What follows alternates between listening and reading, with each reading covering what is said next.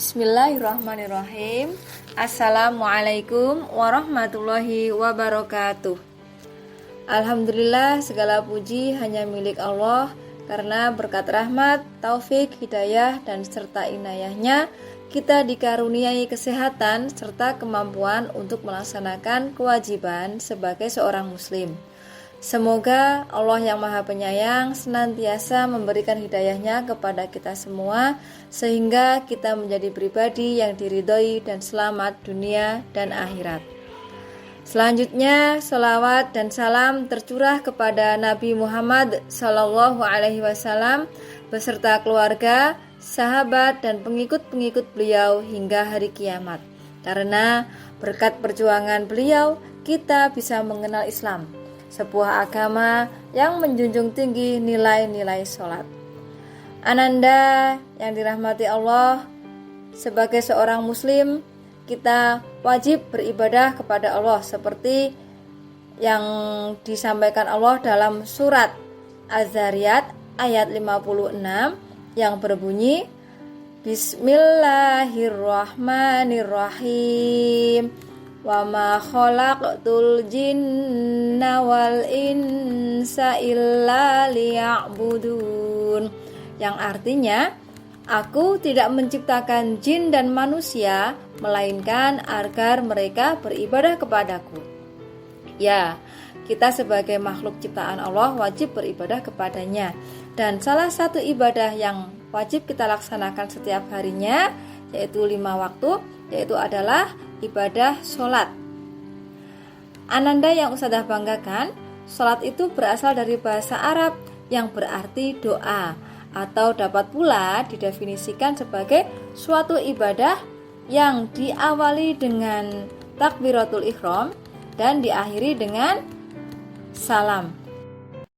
Tentu saja kita semua sudah tahu bahwasanya bacaan di dalam sholat itu terdiri dari doa-doa yang kita sampaikan kepada Allah.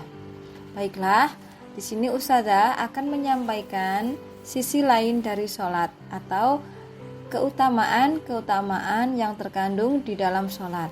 Yang pertama yaitu sholat itu sebagai penolong.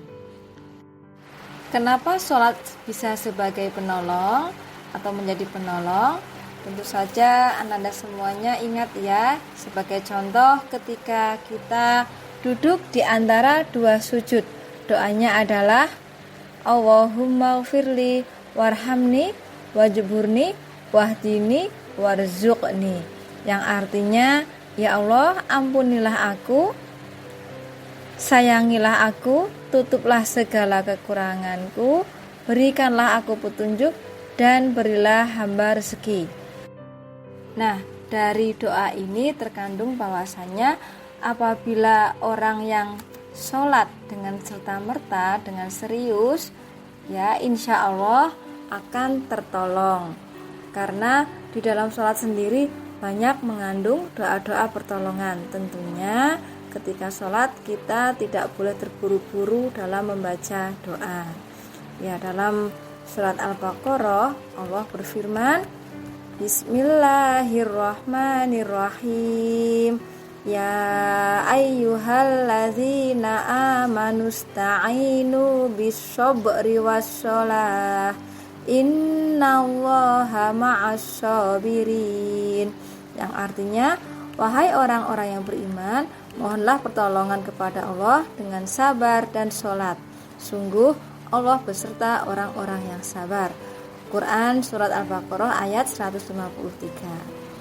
Ananda yang Ustadzah banggakan, untuk yang kedua, keutamaan sholat yang kedua yaitu sholat itu mencegah dari perbuatan keji dan mungkar. Allah berfirman dalam surat Al-Ankabut ayat 45 yang berbunyi, Bismillahirrahmanirrahim. Utlu ma uhiya ilaika minal kitabi wa aqimis sholah. Innas sholata tanha 'anil fahsya'i wal munkar wa la dzikrullahi akbar wallahu ya'lamu ma tasna'un.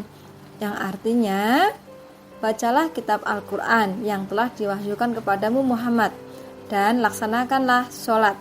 Sesungguhnya sholat itu mencegah dari perbuatan keji dan munkar.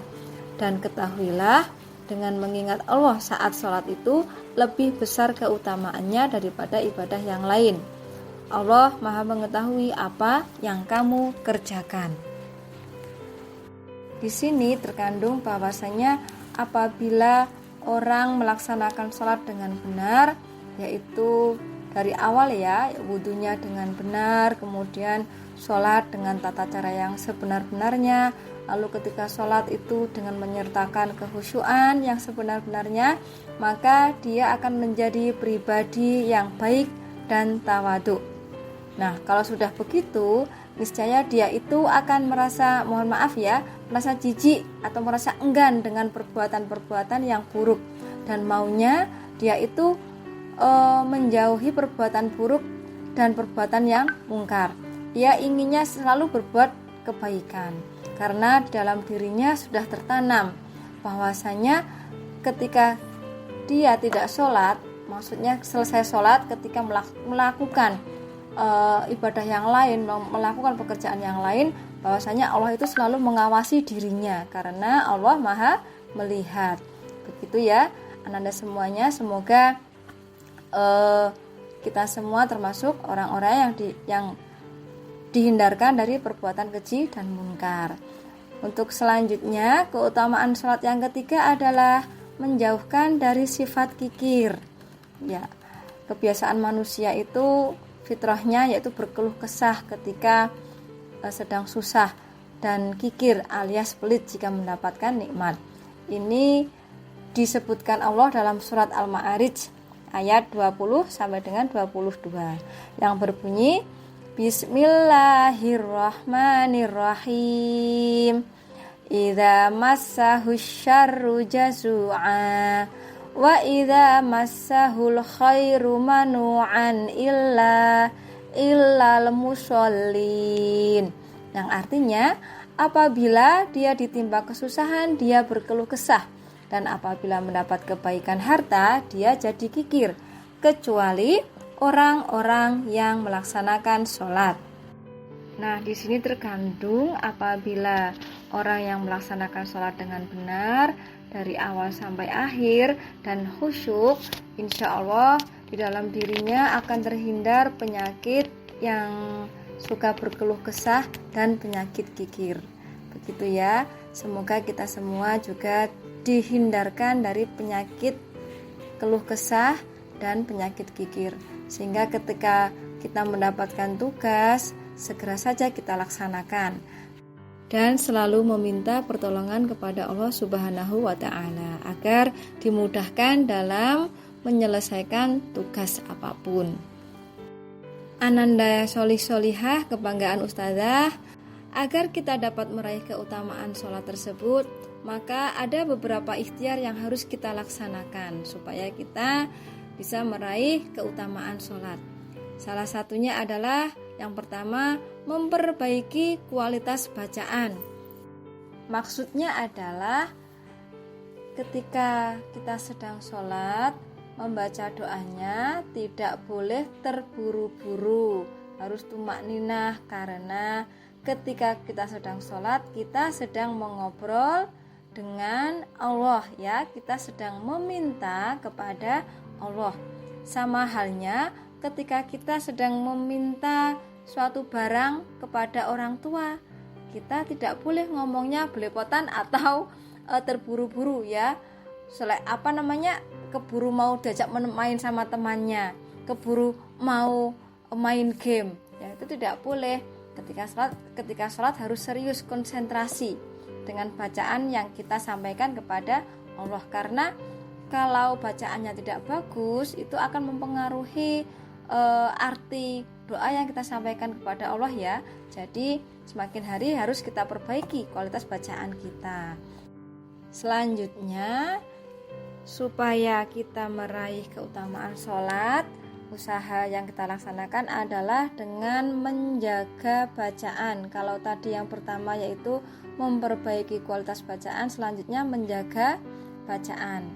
Karena Ananda semuanya di sini sudah kelas 5, berarti ada yang jilid qiraatnya sudah tinggi ya, atau sudah gharib atau sudah jilid 4, karena sudah tahu panjang pendek di jilid 1, di jilid 2, dan dengung di jilid 3, dan jilid 4-nya ada qalqalah, ada izhar. Itu harus diterapkan ketika membaca doa-doa yang ada di dalam bacaan sholat.